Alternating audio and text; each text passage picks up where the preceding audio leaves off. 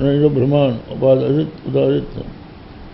तो उसी को लेकर स्वप्न में ब्रह्म से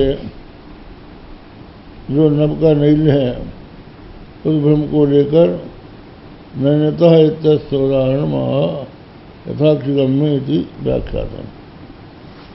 अब ये हो गया मूल मनोमगम्य अपरोक्षता बलात् तथा मरे रूप मूर्तिखंड ब्रह्म चितादि बहुधा समीक्षिते यथाक्षिगम्य रजतादि विभ्रम।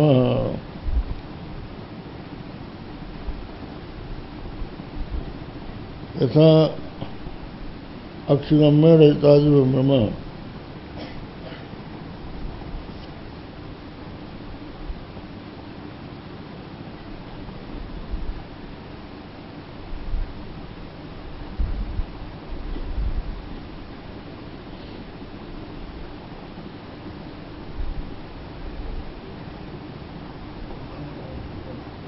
हाँ, क्या निकला इसमें?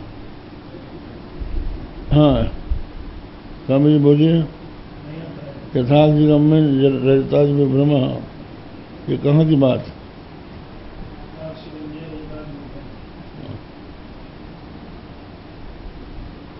क्योंकि जो मुख्य सूक्ष्मता में रजत का भ्रम हो रहा है वहाँ तो दोनों ही अक्षिगम्य है, एक इंद्रिय ग्राह्य है। उसका उदाहरण यहाँ तो विचार दिखा दिया। कहाँ? आकाश में। तो तथा ही अत्र भी तो तथा शिवोत्री ये तथा शिवोत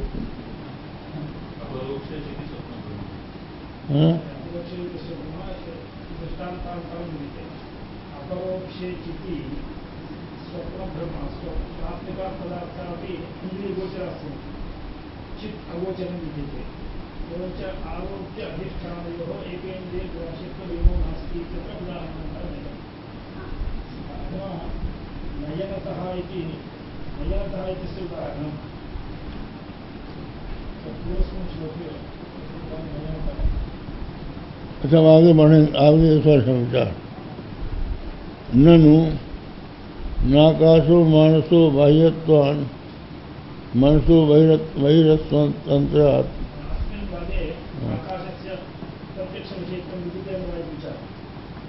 ये दूसरा आ गया।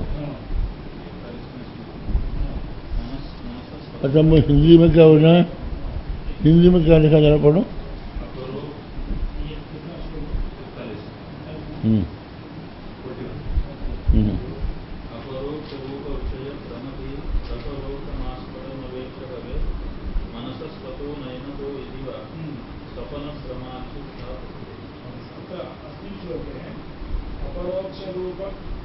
नहीं, हिंदी पढ़ो जरा।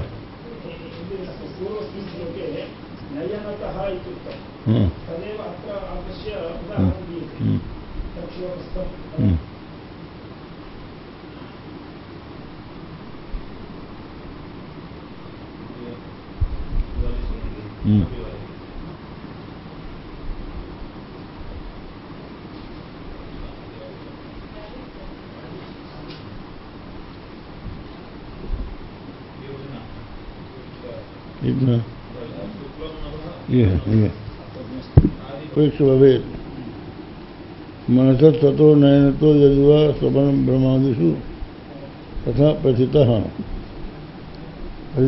प्रथिते मनसत् ततो नयनतो यदिवा स्वप्न ब्रह्मादि तथा प्रसिद्धि है। हजार हिंदी पढ़ना क्या कर आपके पास है ना?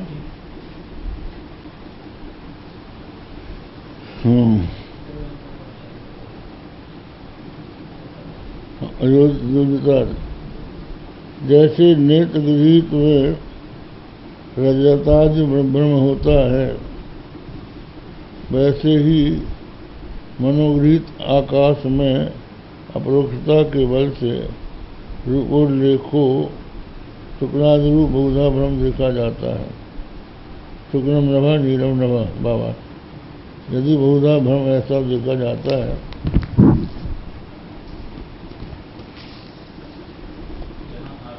जहाँ आरोप का चक्षु से और अधिष्ठान आकाश का मन से ग्रहण होता है। दोनों एक ही इंद्रिय से गृहीत हों ऐसा कोई नियम नहीं है। संदेह होता है कि आकाश मानस नहीं हो सकता, क्योंकि बाह्य दृश्य है और बाह्य द्रव्य के ग्रहण में मन का स्वातंत्र नहीं है।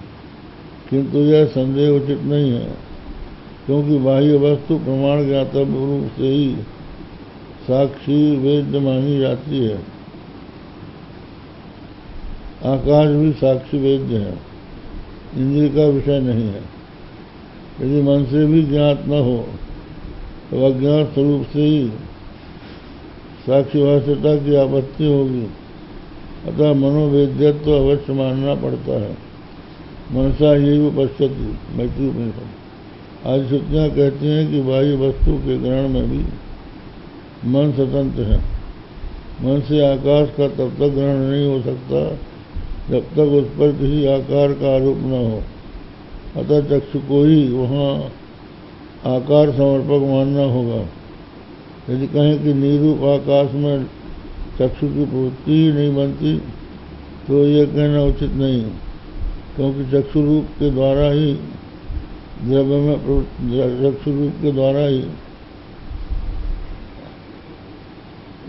प्रवृत्त होता है। यह रूप द्रव्य का अपना हो या आरोपित हो, इसमें आग्रह नहीं है। सीता शंका रक्त स्फटिका आदि में अन्न के रूप से भी अन्य द्रव्य का चाक्षुष माना ही जाता है। उसी प्रकार प्रकृति में आलोक रूप के द्वारा आकाश में भी चाक्षुषत्व का भ्रम चाक्षुषत्व बन सकता है। फिर तो आकाश को चाक्षुषी मान लेना चाहिए, यह भी नहीं कह सकते, क्योंकि आकाश अरूपी द्रव्य है। अतः आकाश में परकीय रूप के द्वारा प्रवृत्ति चक्षु से ही आकारार्पण होता है। फिर उसमें मानस वृत्त की विषयता होने पर निरत्वादि का आरोप होता है। आशंकावादी ने कहा था अधिष्ठान का सांस होना अनिवार्य है। आत्मा सांस नहीं, फिर अधिष्ठान कैसा, उसका आगे आ गया।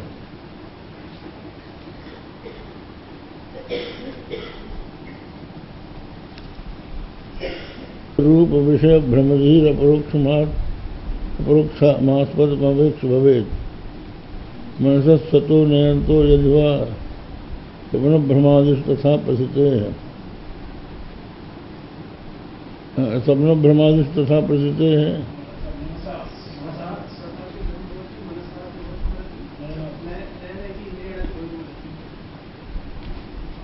स्वप्न भ्रमादिश तथा प्रसिद्धे, इसका क्या मतलब है? हाँ,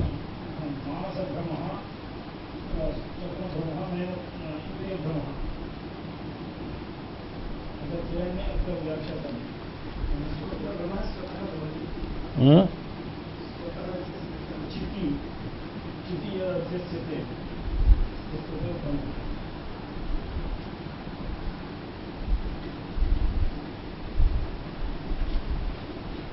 तो मानसो नहीं से ना,